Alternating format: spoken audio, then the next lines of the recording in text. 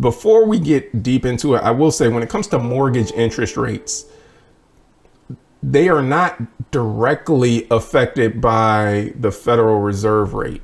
They are indirectly affected by the Federal Reserve rate. So it's not like if the chairman of the Federal Reserve says we're going to decrease the Federal Reserve rate by, a half of a percent or a whole percent, interest rates on the mortgage side do not go down a half of a percent or a whole percent. It affects other things directly, and those other things are what affect the mortgage industry, the jobs rate and, the 10-year treasury yield, which is what a lot of the mortgage rates for FHA and conventional loans are based on. Those are the things that directly affect the mortgage rates, but the Federal Reserve rate indirectly affects it, but it does have an effect on it. And so that being said, there was an article that was put out by realtor.com on what it could mean for the housing market, essentially, if the federal chair was fired and replaced with someone else.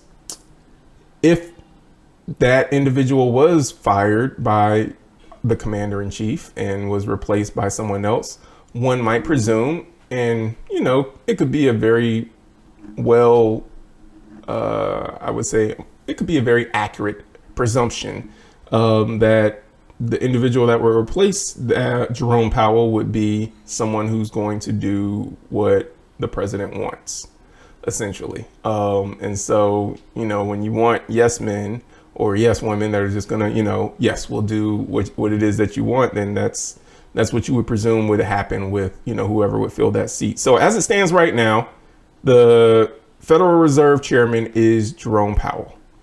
By the time this airs, maybe not. But we'll see.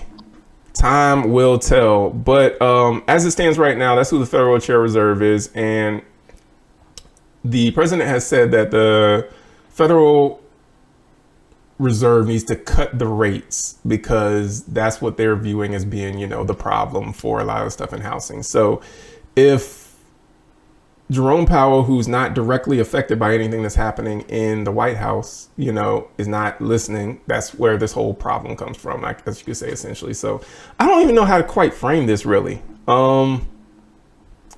because I'm trying not to get too much into the article you sent me earlier today, but it's hard for me not to.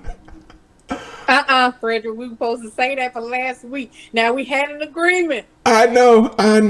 It's hard. I'm gonna do my best. I'm gonna try a little bit more. I'll try it for about 45 seconds. I'll give it another 45. Well, historically, when there have been people, when Trump, our president, has an idea, and there have been people in different places, whether he's placed them there or not, that tells him or that advises him against doing this and provides him with concrete evidence as to why, he pushes the concrete evidence to the side and goes against what they want or what they're advising, and or will just completely replace that person, like you said, with a yes man. And that's what we've seen historically. So I think it's funny that you mentioned whether or not Brother Powell will still be in his position by the time this airs, because who knows, right?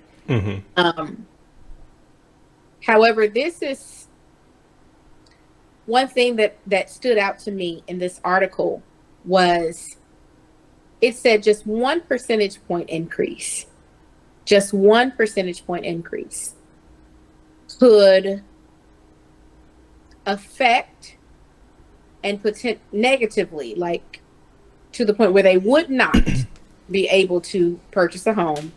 4 million households would not be able to qualify for a $400,000 mortgage pre-approval.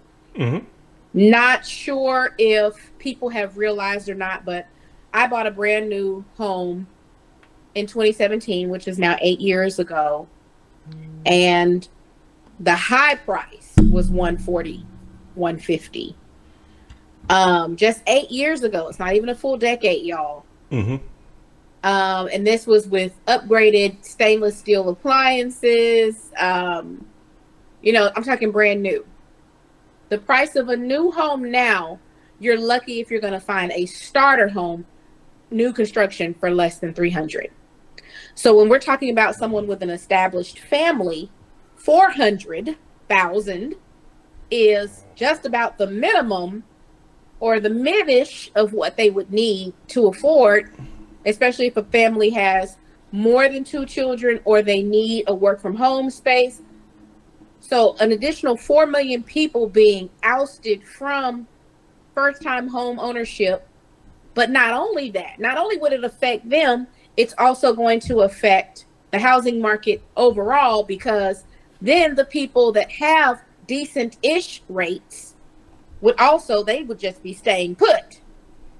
So new buyers won't be buying, old sellers won't be selling, and this is what is a perfect storm for what we like to call a crash. Yeah. And so I want to frame things kind of like this, for, I guess, some people who might not fully understand. This is not going to be an all-encompassing understanding of what the Federal Reserve does. We ain't However, got the time for that. Not on this show. nah. You got to read some books. The information's out there. And another great book, The Creature from Jekyll Island. If you want to know a lot about why the Federal Reserve was even set up, and how the banks play into that it is an amazingly informational story behind all of that took place in a meeting that happened in Jekyll Island, which is literally an island just off the coast of Georgia. Read the book, The Creature from Jekyll Island. That's all I'll say. But in getting to this short description, the Federal Reserve has, you could say, a monumental task of, regulating and dictating a lot of what goes on with the economy, the pricing of goods and services, how fast or slow the economy moves and grows, and inflation, trying to maintain all of these moving parts with the economy, and keep inflation at a level where it needs to be, or where it should be as well.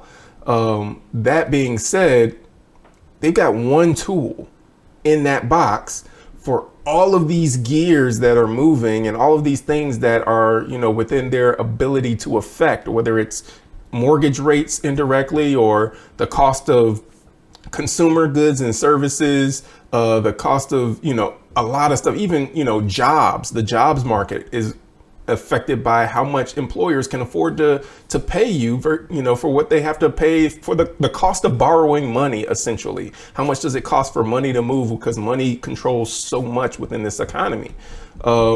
They've got one tool.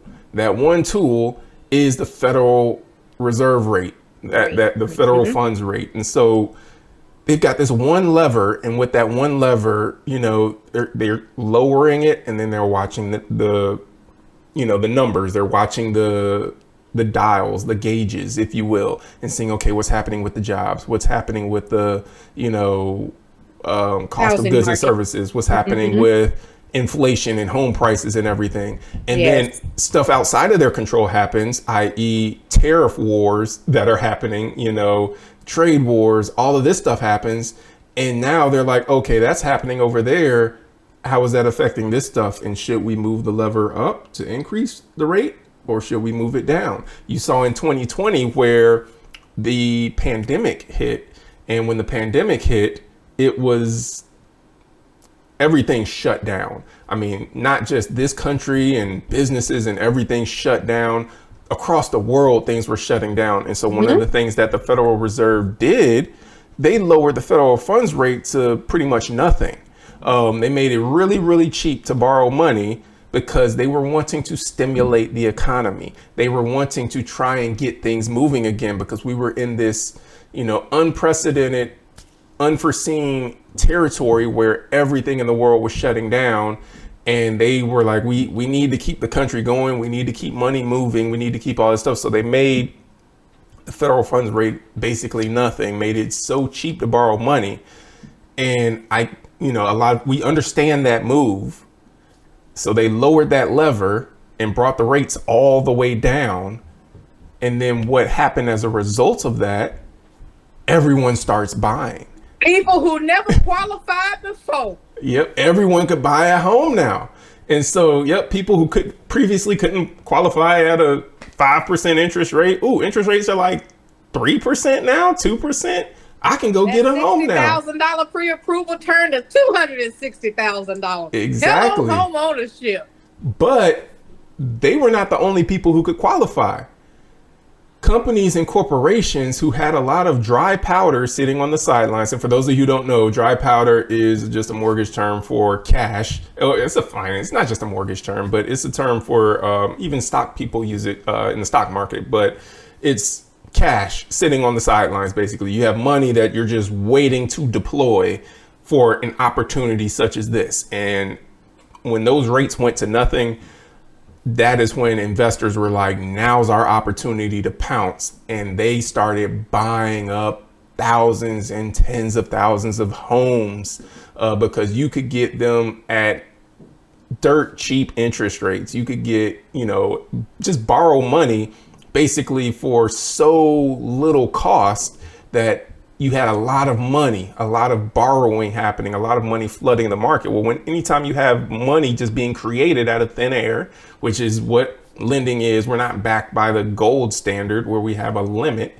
We're just borrowing money and borrowing money. And so that's causing inflation. And so now you've got the value of the dollar decreasing because we've got all these extra dollars that are out there. Well, the Federal Reserve kept that interest rate low for, let's be honest, a lot longer than what they should have, because all through 2020, through 2021, the rates were basically at nothing. It wasn't until 2022 where they started to go back up again, but inflation had gotten so out of control that to try and correct the situation, they went high in the other direction. Now you're seeing 8% interest rates as the norm, and not just 8% interest rates, but you've got to pay, $3,000, $4,000, $5,000 in discount points to get that 8% interest rate. Whereas you were able to get a 2.5% interest rate without having to pay anything. So you see it go high in the other direction, with the federal, well, we got to back off. We got to try to get inflation under control here because inflation had just picked up so much. And so I say all of that to try and paint this picture that, there's this monumental task that the Federal Reserve has, and they've got one tool to try and be able to control all of these different levers, because this is just the housing market that I've been talking about. This has nothing to do, I haven't even gotten into anything with jobs or anything with wages, anything with, all of the other things that the Federal Reserve rate affects. And so with that, you've got, you've got all of these, you've got this task basically that the Jerome Powell has, and he's looking at inflation, which he's been trying to get back to this 2% a year inflation number. It's been really hard to get it back there, but that's really what they're trying to get back to. We've been able to get it back to 3%, but he's trying to get it, around that 2% mark. And so with that, it's just the calls that he's been receiving from the president to lower the rate. We see from 2020 what has happened, or what could happen with that being inflationary. And so it's no easy answer in terms of, fix it. You said what? It's not going to fix it. It's not. It's lowering not. the rate. I mean, while it may give us a temporary reprieve, if you will, because what goes down is going to come up, and what goes up must come down. Yeah. And so once things need to level out again, basically, if we think things are bad now, if we go down low, once we finally try to start leveling out and normalizing again, it's going to be worse. Then than it is. We may as well just stay right here and maintain a status quo until some things change with the economy, is what Jerome has told President Trump. But And it's President not. Trump is just like, he's a teetotaler. No, let's just, you know, and so there's just this lack of care or lack of concern for the bigger picture, for the long-term effects. It's a short-term solution. But and this is why a president has people in his cabinet to help them. These people have been experienced. They've been here before, whereas you may not have. And these are trained economists, people with degrees, not just a bachelor's, not just an associate. They not just associated with the degree. It's not an associate, not just a bachelor party. You know, they went ahead and married. You know, they mastered this thing, and you won't even listen to them. But to further your illustration about the Fed, I would like to say that with that one, you know, how you were saying with that one tool, they're moving so many different parts of the economy with this one tool. It's essential to only having a primary care doctor, but knowing that they don't do teeth cleaning. You need a dentist for that. Or only having a primary care doctor, or only having a dentist, let's say, only having a dentist, but knowing that, well, now I have a common cold. They can't prescribe you that medication, or they, you know, they wouldn't even know where to start. Or knowing that you're nearsighted and you really need glasses to see to drive, but you only have a primary care doctor. Like, different parts of the economy need different tools, but the Fed has always just used this one tool, which is why, you know, I think as American citizens and U.S. citizens, we've always just kind of been at the mercy of whatever's going on. And so we're resilient. You know, it's not like we can't pivot. You know, we have the choice as to whether or not to keep our dollars in or to spend according to what's going on in the economy. But what that does for everyday purchases, everyday affordability of everyday items and everyday things, and then people who will be adversely affected by a housing market slump, like Frederick, like myself, who make our living off of the fact that the housing market and the economy and the interest rates are affordable enough for the everyday lay person, the blue collar worker, to still be able to enter into home ownership, or for the seasoned homeowner to be able to downsize or level up according to whatever their need is. All of these things is what makes the housing market and the economy continue to go round, if you will. And when you're talking about the experts, I'll say that people on both sides of the aisle, not just Democrats, but also Republicans, agree that firing the Jerome Powell as the Federal Reserve Chair would be a bad move. And it was also stated that, and this was from a senator in North Carolina, that, you know, if anybody thinks it would be a good idea for the Fed to become another agency in the government subject to the president, they're making a huge mistake. So like we were giving you a brief history lesson before, with that, the Federal Reserve does not fall under all of the powers that the president has to be able to, you know, control and say, this is what you will do, this is what you won't do, and everything. They operate independently. And a lot of our government has been set up with a checks and balances system so that, you know, there's not any one person or entity that has too much power to be able to control the country, essentially.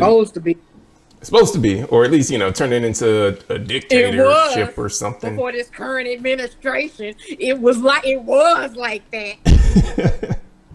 So yeah, I mean, it's hopefully it, you know, stays that way, because, you know, it's survived so long without it. But you know, that time will tell. Broke, don't fix it. Listen, when you got the GOP and the liberals agreeing on anything, baby, you need to pay attention. If both the Republicans and the Democrats said it's not a good move, this is the one thing I would probably pay attention to. That and global warming, baby. That's the only thing they've ever agreed on in the history of And Golly. I'll wrap it up with like, okay, so with all of the things that I was gonna say something different, but I'm gonna approach it from this angle. With all the things that operate, all of the cogs or the wheels, if you will, that are the gears turning, that are keeping the country running, there's a reason that you have, to your point, subject matter experts who've studied their particular field, their particular area, whether it's finances, whether it's economics, whether it's education, whether it's, whatever sector it is, intelligence, security. I mean, it's so much stuff. The president can't know it all. He has to know a little bit about something, but he can't know all about everything. And so it's like you have to lean on the expertise of the people that you've placed in the positions to do their jobs. You placed. Yes, you put that part. That part, the people that you placed in the position to do their jobs, trust them to do even what you might disagree with in the moment, understanding that no one gets it right 100% of the time. There are people that are going to, do things that might go against what you want done, but they actually might be right because this is their field and what they study in. And so we've seen a lot of changes, a lot of firings. I mean, if this were to be something that happens, it would not be an outlier. It would be one out of many firings. We've seen many high-ranking military leaders that have been fired.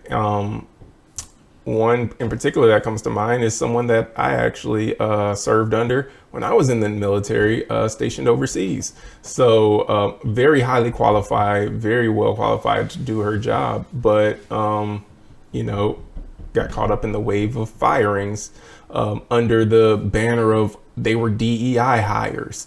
And I was like, no, these people were very capable of doing their jobs at a really high level and really qualified and were the best to do it. So you've had, all of the other firings that have come out, and I would not say that with all of these firings, we are the better for it.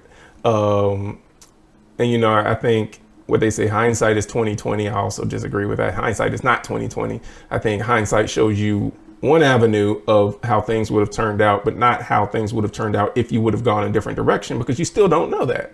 But I think that people should understand how big of a deal it is to sit in the chair as the chairman of the Federal Reserve, and how much that could actually shift the country in one direction or the other if it's not taken seriously and they're not putting, the due diligence and whatever before they make that decision. A 0.5 point decrease, 0.25% increase, I mean, sends ripples into the stock market, if you will. And how many trillions of dollars are wrapped up in the stock market? Trillions of dollars. And so you raise rates, it affects one sector, and now you have a whole bunch of people selling. You can essentially collapse industries. Companies can go bankrupt. We saw that literally in 2020, I think into 22, coming into 2023, there were a couple banks that actually closed their doors because, when rates started going really high and, people start pulling money out of the banks, to try to cover whatever it is they need to cover. Banks don't have money to operate. They close their doors. So, I mean, you're talking about an entity in the Federal Reserve that can literally affect so much stuff with that one lever. Like I was saying with the stock market, the Federal Reserve rate increases, and that increases one thing, and maybe it benefits one sector, but it hurts another. And you can, tank an industry or really cripple an industry just by increasing or decreasing the Federal Reserve rate. While you might be helping out people at the grocery store, you might be hurting their ability to actually be able to get employed. And you're looking at all of those stuff. It's like, oh, yep, I'm helping you be able to purchase a home, by lowering the rates, but how much can you purchase when you ain't got no job? Because of all of the other effects that are going to happen. If trillions of dollars start shifting in the stock market, how does that affect different things? In addition to the stock market, you have the bond market, the 10-year treasury, which is what most rates are based off of, is how a lot of mortgages, interest rates rather with mortgages are factored. And so when you're looking at things from that vantage point as well, if money's going away from stocks and into the 10-year treasury yield, that's going to affect things one way. But if money's moving out of the bond market and into the stock market, then you're going to see an effect on the mortgage rates in another way as well. So it's a lot of things again, and that's not even the half of everything that it affects. But just with all of that stuff, it is key that we just not lower it because we think it's a good idea. It's key that there is a lot of thought that is put into the effects, secondary, tertiary effects that this will have on all of the different sectors that are going to be, impacted by lowering the rate even a half of a point or raising it a half of a point. And I mean, when you're talking about not just this nation, what happens in this nation also affects what happens around the world as well, because we have our hands in so many other things around the nation, around the country, around the world. And so, yeah, it just can't be understated, in my opinion, how important it is for us to take a beat. Leave Jerome alone. Let the man do his job. Let's not just replace it with a yes man. Let's make sure that we are, thinking logically just doesn't seem like the right phrase to use here. But he replaced the Secretary of Defense with Michael Phelps. I don't even know what. Yeah. And you know what? I even replacing the Secretary of Defense, I think is a much lower bar than replacing the Federal Reserve. And I served in the military. I understand the importance of the Secretary of Defense, but I also, having served in the military, understand the structure of the military. And the military is so strong in America to the point where it's like, okay, you replace who's at the top, but there's a chain of command and there's like a structure that's in place to where it's not going to cripple the military because of who sits on top. But if you have the wrong person making the decisions in the chair of the Federal Reserve, who makes the choice as to what's going to happen, that can cripple a nation, that can cripple industries, that can cripple an economy, that can cripple, the world, essentially, by having the wrong person sitting there. You put the wrong person as the Secretary of Defense, is not going to, in my belief, is not going to cripple the military. But it could if the wrong person makes the wrong decision as the chair of the Federal Reserve. And so, yeah, that's where I'll leave it at. Yeah, I mean, I still think I have seen where a crash has happened and bad things have happened after an appointment or a disappointment. And, he's given and Indian gave so many different positions in the last 6 months. And what I have seen is that if something negative does happen, he will either call it beautiful and good, or will take absolutely no accountability for it falling apart. And so, again, the best thing that you can do is make sure that you have a cushion, like we spoke about. I think it was either in the last podcast or the one before. We said 3 months. 6 months is ideal, and a year's worth of expenses in savings is even better. Yep. Just make sure that you are prayed up. That part. Because, through it all, God is still sovereign. He is the true king of the universe. He is the most high. And the Bible says that the government is on his shoulders. And so we cannot, out of all the things that are about to happen, out of all the things that could potentially happen, let's not forget who's really in control. And it's not biblical, it's not a scripture, but I do believe that God helps those who helps themselves. But what is biblical is faith without works is dead. So that's essentially saying God who helps those who helps themselves. So, along with your faith, add your works, well, God won't take care of us. And you going out and you have nothing in savings and you spending all that you can. So, do your part. Yeah. And, God is going to do the rest, and continue to pray for leadership. No matter how stubborn, no matter how much it seems like your prayers are falling to the ground, trust me, it is doing something. I think that this country, if you think it's bad right now, I think it would have been in an even worse position if God had not preserved for himself a remnant of people who are still willing to pray for leadership in this country. So don't forget to do that, because prayers really can and do change things. I'm reminded of King Nebuchadnezzar, who refused to humble himself, who refused to acknowledge God, and God caused him to crawl around like an animal for like 7 years. His nails grew long. He completely lost his mind. And so, of course, we don't want that to happen to the current administration. But again, like I said, the government is on God's shoulders, and he can turn the heart of the king whichever way he wants. That's also biblical. So, stay prayed up, stay read up, and that's my closing thoughts. Yeah, there's one who knows the end from the beginning. Oh, And yeah. yeah, God knows how this whole thing's going to play out. Furthermore, he knows how to take care of his own. Yeah. He can take care of his sheep. And so Yeah. as long as you, as you said, are prayed up, as long as you, stay close to the heart of the Father, obedient to what he's telling you to do, he's going to navigate you where you need to be. And that doesn't mean that you're not going to experience challenges. That doesn't mean you're not going to experience hard times. That doesn't mean that you're going to be sheltered from all of the pain that may come. But God's got you through the pain, through the hardships, through the sunny days, through all of it. He's got you. So, yeah, you know what, whatever may come,